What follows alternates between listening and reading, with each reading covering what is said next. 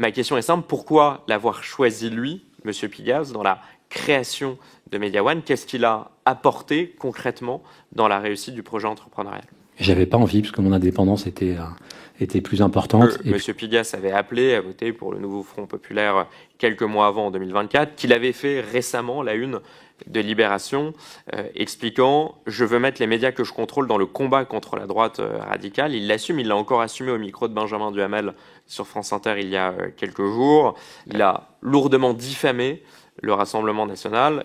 Vous, qui êtes une entreprise établie, qui produisez nombre d'émissions du service public, est-ce que l'intervention d'un cofondateur comme Monsieur Pigasse, qui prend des positions politiques en rupture avec un certain nombre d'objectifs de mission de service public, est-ce que ça ne vous pose pas problème aujourd'hui dans le développement de vos missions, notamment auprès de France Télévisions? Scène incroyable en commission, le rapporteur révèle que Mathieu Pigasse, cofondateur de Media One, assume publiquement vouloir mettre ses médias dans le combat contre la droite radicale et peser sur la présidentielle 2027, évidemment, tout en siégeant au conseil de surveillance de la société qui produit C'est dans l'air et c'est à vous sur France 5. Est-ce un point de rupture pour vous? Dites-le nous en commentaire. Parmi vos actionnaires et cofondateurs, vous le savez, on l'entendra cet après-midi, figure notamment Monsieur Pigasse. Le 6 novembre 2018, la lettre A titrait « Mathieu Pigasse, un banquier surendetté ». Fin de la citation. Lors de la création de Media One, qui a été fondée sur un SPAC, je l'ai rappelé, vous étiez 3, donc Xavier Niel qui visiblement a apporté une des garanties financières, vous-même qui avez apporté la capacité entrepreneuriale et la science aussi de la production, et il y avait aussi Mathieu Pigasse. Ma question est simple, pourquoi l'avoir choisi lui, Monsieur Pigasse, dans la création de Media One? Qu'est-ce qu'il a apporté concrètement dans la réussite du projet entrepreneurial? Alors, comme je vous l'ai dit et que on l'a beaucoup répété, j'ai créé donc Troisième Œil de manière indépendante en mars 2001, si je dis pas de bêtises. Et tout au long de mon parcours, ma société s'est développée. J'ai vécu plusieurs étapes de proposition de rachat de ma société par des groupes étrangers. Je peux vous en citer une. En 2010, je crois, le groupe Fremantle, qui appartient donc à Bertelsmann RTL, me propose de racheter ma société, Troisième Œil, de devenir le patron de Fremantle. J'avais pas envie parce que mon indépendance était plus importante. Et puis le jour de signer avec eux, j'étais à Londres avec le président anglais, et je suis rentré chez moi parce que mon indépendance n'avait pas de prix. Mais ma société connaissait du succès, continuait de se développer, et je vous assure, l'indépendance que j'ai aujourd'hui, elle n'a pas de prix. J'ai rencontré à la même époque, en 2015, beaucoup de grands patrons d'industrie françaises et européennes qui m'ont proposé des aventures capitalistiques, certains pour devenir patron de groupe, d'autres pour racheter ma société. Et au milieu de ces discussions, je savais qu'il fallait que je fasse quelque chose parce que d'abord, je l'assume, j'ai de l'ambition et j'en ai encore. Il y a plein de choses que j'ai envie de faire. Et deuxièmement, j'ai une immense admiration pour le parcours entrepreneurial de Xavier Niel. J'ai la chance aujourd'hui d'être son partenaire et c'est quelqu'un qui m'a toujours fasciné. Et j'ai rencontré Mathieu Pigasse à la même époque. Ils étaient associés avec Xavier Niel dans Le Monde. Et ensemble, on a constaté l'arrivée des plateformes dans toute l'Europe, notre capacité à créer un champion français. C'est Mathieu Pigasse qui a eu l'idée du véhicule financier, le SPAC. C'est lui qui a initié ce modèle. Xavier Niel a accompagné ce mouvement et ensuite les rôles ont été très clairs. Ils étaient fondateurs, co-contrôlants, mais je suis le seul dirigeant opérationnel. Vous pourrez leur poser la question. Je pense que le temps passé pour Xavier Niel ou Mathieu Pigasse chez Media One est de peut-être quelques heures par an lors des conseils d'administration. Ils me font confiance et ce que j'ai aimé chez eux, c'est que ils ont accompagné mon parcours d'indépendant. C'est une chance incroyable d'avoir des gens qui vous poussent, des gens qui vous font confiance, des gens qui vous permettent de partir de pas grand-chose et de devenir un champion français. Et je les remercierai jamais assez de m'avoir permis de faire ce parcours entrepreneurial. C'est à noter. si je vous pose cette question sur l'impact et l'influence de M. Pigas, c'est qu'il y a eu quelques rappels à l'ordre de l'ARCOM le 11 septembre dernier dans l'émission politique de France 2. Donc Caroline Roux, qui animait l'émission politique, a reçu Mathieu Pigas. Elle l'a présenté en ces termes: c'est pas facile d'avoir des patrons qui viennent dans des émissions politiques. Donc elle l'a présenté comme un simple patron, mais elle a oublié de préciser un certain nombre de points. D'abord que M. Pigas avait appelé à voter pour le nouveau Front populaire quelques mois avant, en 2024, qu'il avait fait récemment la une de Libération, expliquant « Je veux mettre les médias que je contrôle dans le combat contre la droite radicale ». Il l'assume, il l'a encore assumé au micro de Benjamin Duhamel sur France Inter il y a quelques jours. Caroline Roux a aussi oublié de préciser qu'il était l'un des cofondateurs de Media One, qui est, bon, vous le savez, votre société qui produit aussi des émissions du service public. Et pire encore, lors de cette tribune qui a été accordée à M. Pigas sans contradictoire pendant à peu près 20 minutes, il a lourdement diffamé le Rassemblement national, expliquant, je vais le citer, ce que le Rassemblement national nous propose, c'est une société de boucs émissaires dans laquelle il y a toujours un coupable, et le coupable, c'est toujours l'autre. Et l'autre, d'ailleurs, c'est toujours le plus vulnérable, c'est le migrant, le musulman, l'homosexuel, etc.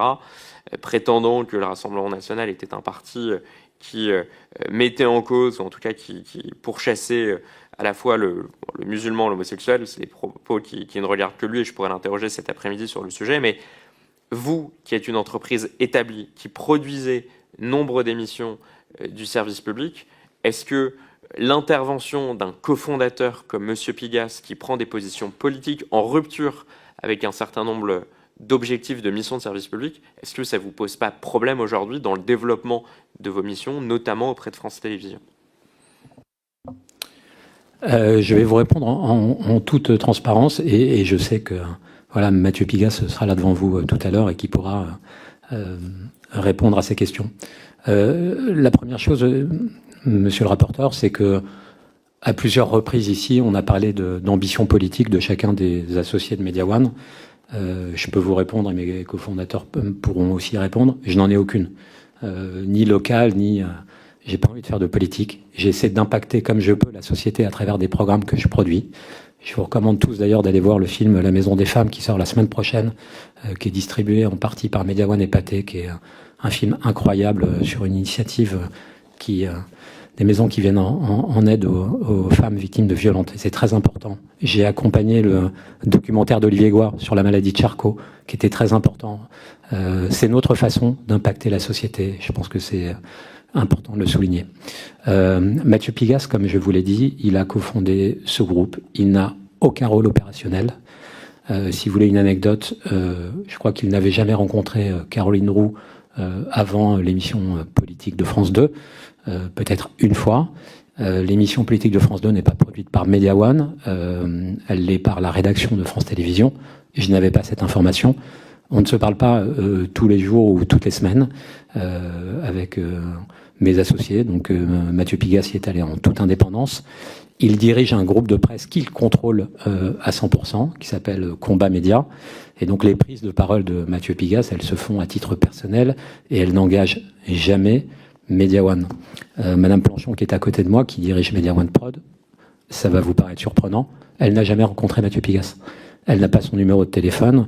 Je ne peux pas vous faire une preuve plus importante que de l'indépendance totale des rédactions. Il faut juste comprendre qu'aujourd'hui, je ne connais pas les positions politiques de M. Niel. Je pense qu'ils ne connaissent pas les miennes et ce ne sont pas des débats que nous avons tous les trois. C'est aussi une preuve d'indépendance de cette société. C'est peut-être des gens qui ne sont pas d'accord sur les sujets, mais quand on échange uniquement sur les sujets stratégiques. Média, c'est le plus important. Et quand Mathieu Pigas prend position, c'est à lui à titre personnel et au nom de son groupe Combat. À aucun moment, il n'a pris position où il a tenu un échange au nom de Media One. Et vous nous confirmez qu'il siège bien à votre conseil de surveillance ? Tout à fait. Je vous remercie pour votre réponse. Dernière question sur ce sujet de votre cofondateur, Monsieur Pigas. Bon, vous expliquez qu'il n'a jamais rencontré Caroline Roux.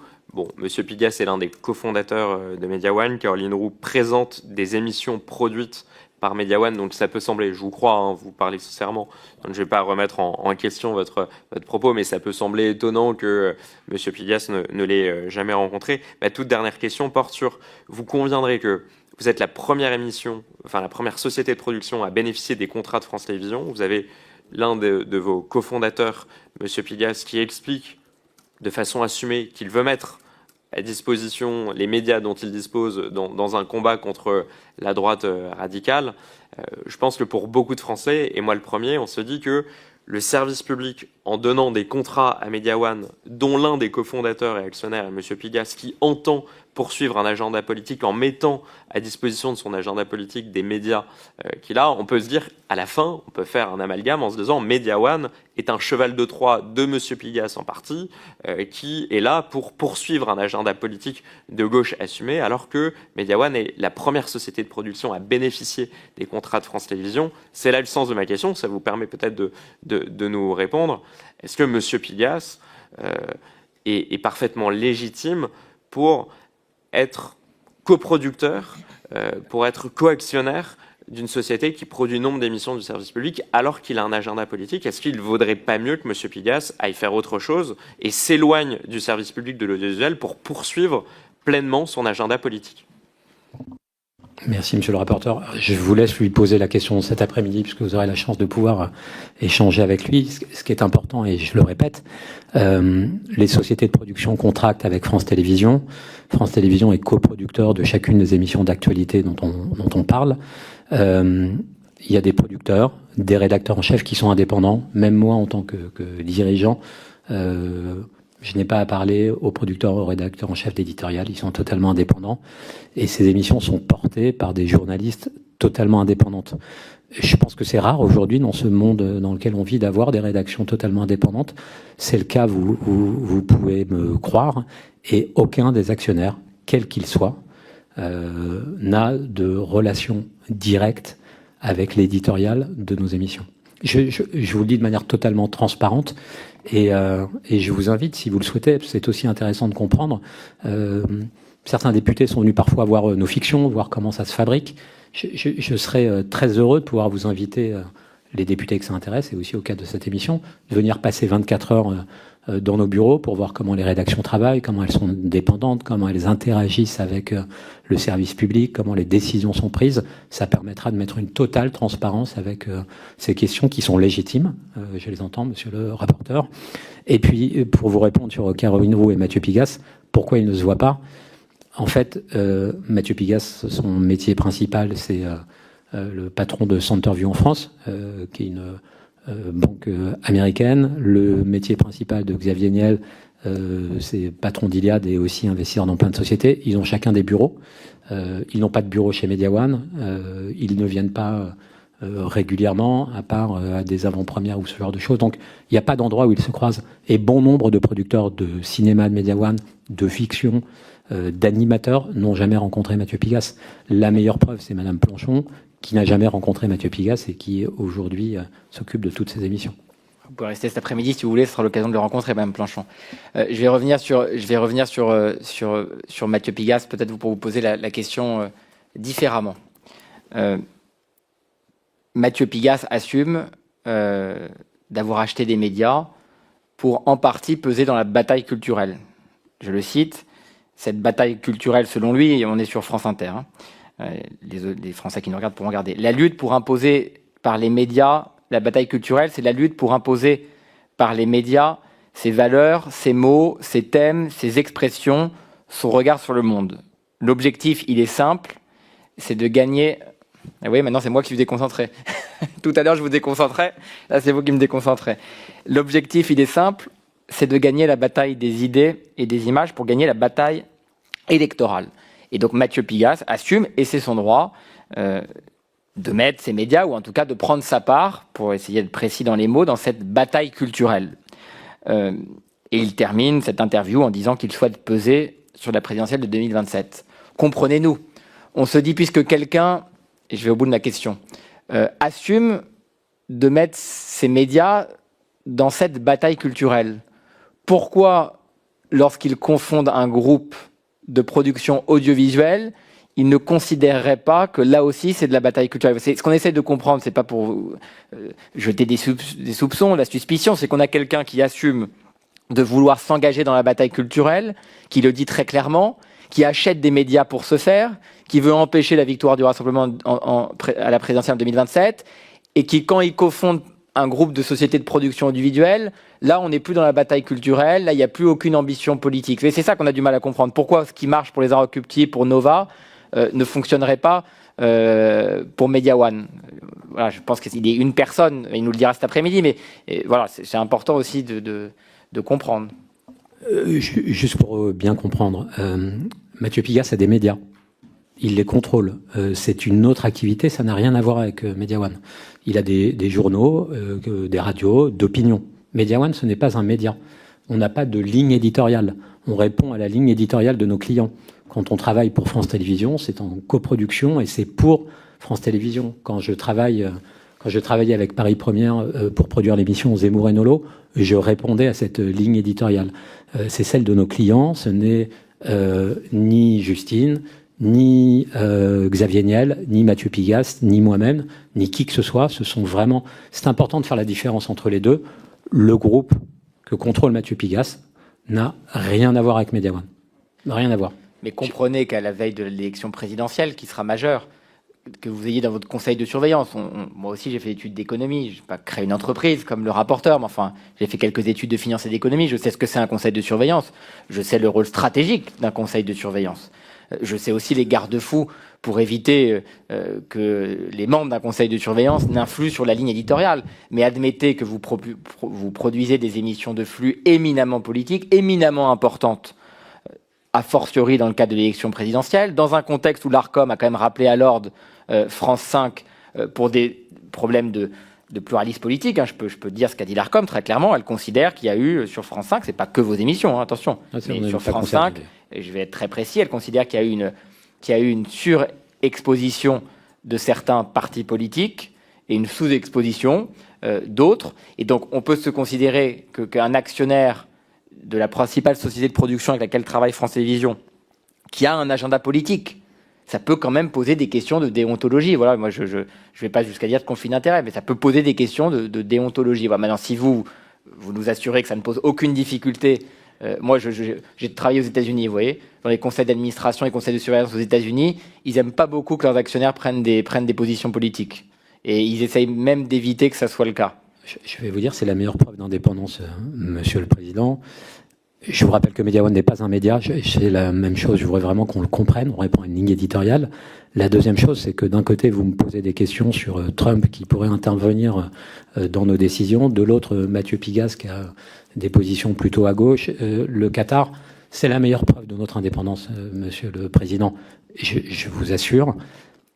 Aucun de mes coactionnaires, membres du conseil de surveillance ou quoi que ce soit, n'a essaye ou essaiera d'influencer la ligne éditoriale de nos émissions. Je redonne la parole à toi, mais je note, donc ça ne vous pose pas de difficulté que l'un de vos actionnaires, l'un de vos cofondateurs, prenne des positions très fortes pour la présidentielle 2027. S'il les prenait au nom de Media One. Si un jour Mathieu Pigasse me demandait de faire de nos émissions, je démissionnerai immédiatement.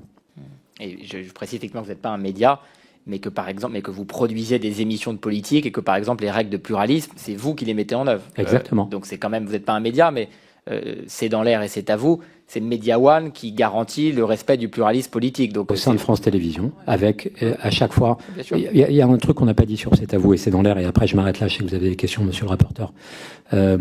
C'est dans l'air. Avant-hier était la première chaîne de France, tout horaire confondu. Le débat était autour de l'Ukraine, si je ne dis pas de bêtises. C'est dans l'air est le premier podcast de France. Donc je pense qu'il y a une confiance entre le téléspectateur du service public ou de manière générale autour de cette marque C'est dans l'air parce qu'il y trouve une indépendance. Vous savez, il y a tout un tas... je vais prendre 2 secondes, pardonnez-moi, parce que c'est important. On parle de budget, on parle d'information. C'est dans l'air pourquoi ça marche? Parce que le téléspectateur sait qu'il y trouvera une indépendance. Toutes les chaînes d'information qui se sont largement développées ont essayé de faire des émissions qui ressemblent à C'est dans l'air. Vous savez combien est payé un expert de C'est dans l'air, Monsieur le Président, Monsieur le rapporteur? 0 €. 0, ils ne sont pas payés. Ils sont là parce qu'aujourd'hui, chacun vient défendre un point de vue, un média. C'est cet échange qui est intéressant. On s'est fait piquer plein d'experts parce qu'ils sont payés sur les chaînes info. L'audience de C'est dans l'air n'a jamais été aussi importante parce qu'il y a ce contrat de confiance. Je pense que c'est la même chose dans C'est à vous. Il y a un contrat de confiance depuis 15 ans entre les téléspectateurs et l'audiovisuel public. Et dernière chose, il y a quelqu'un dont on n'a pas parlé beaucoup, je trouve, autour de cette commission d'enquête, c'est le téléspectateur.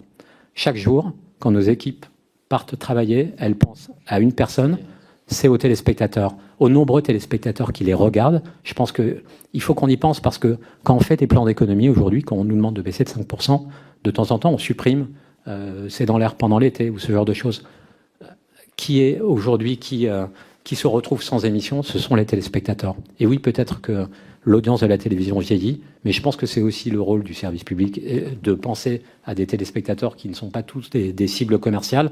C'est un rôle que remplissent ces émissions-là, et je pense qu'il faut avoir ça en priorité. Merci de ces précisions, mais je maintiens pour ma part, en cédant la parole au rapporteur, que je pense qu'on est producteur audiovisuel. C'est important que ses actionnaires et ses cofondateurs, en l'occurrence, aient un certain devoir de réserve, et que c'est compliqué à l'heure du soupçon, à l'heure où le pays est polarisé, fracturé, à l'heure où les Français ne font plus confiance dans les politiques, ne font plus confiance dans les médias, ne font plus confiance dans les journalistes, où le lien de confiance est quand même brisé, que des cofondateurs, des actionnaires de sociétés de production qui produisent des émissions politiques se gardent un devoir de réserve, ou en tout cas de prudence dans l'expression politique, mais j'aurai l'occasion de le dire à Mathieu Pigasse tout à l'heure. Monsieur le rapporteur. Merci, Monsieur le Président. Oui, dernière question sur le sujet. Effectivement, je rejoins les propos et les constats du Président. Vous avez deux cofondateurs qui, aujourd'hui, sont quasiment des candidats potentiels affirmés et assumés à l'élection présidentielle de 2027. On a Monsieur Pigasse qui, lors de nombre d'interviews, Monsieur le Président a évoqué celle récemment devant Benjamin Duhamel sur France Inter, où il explique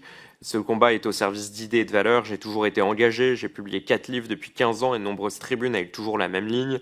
Mon ambition, c'est de ne pas rester le long du chemin indifférent, les bras ballants, donc de peser le plus possible sur la présidentielle de 2027. » Il expliquait, donc j'ai rappelé un certain nombre d'articles, qu'il voulait aussi mettre les médias dont il a à sa disposition dans le combat contre la droite nationale ou radicale. Monsieur Niel, de la même façon, je crois, laisse entendre qu'il pourrait aussi être candidat à la présidentielle de 2027. Sur cette indépendance que vous clamez par rapport aux actionnaires, aux cofondateurs, Monsieur Pigasse, Monsieur Niel, et la ligne éditoriale, on a retrouvé des propos de Monsieur Niel qui explique « Quand les journalistes m'emmerdent, je prends une participation dans leur canard et ensuite ils me foutent la paix ». Donc vous pouvez aussi voir qu'on peut avoir des doutes sur l'indépendance d'une société qui produit des émissions du service public quand elle a pour actionnaire et pour cofondateur Monsieur Niel qui exprime ses propos. Lors de l'audition de certains syndicats, notamment le syndicat Force ouvrière de France Télévisions, ils ont remis en question la neutralité de certaines émissions que vous produisez, comme par exemple C'est dans l'air, C'est à vous. Il y a aussi C'est ce soir, produit par Together. Je les cite, ils expliquaient que lorsque certaines émissions étaient externalisées, parfois, ils n'avaient plus la main sur le parfait respect. Qu'en pensez-vous? Dites-le nous en commentaire. Merci d'avoir regardé cette vidéo.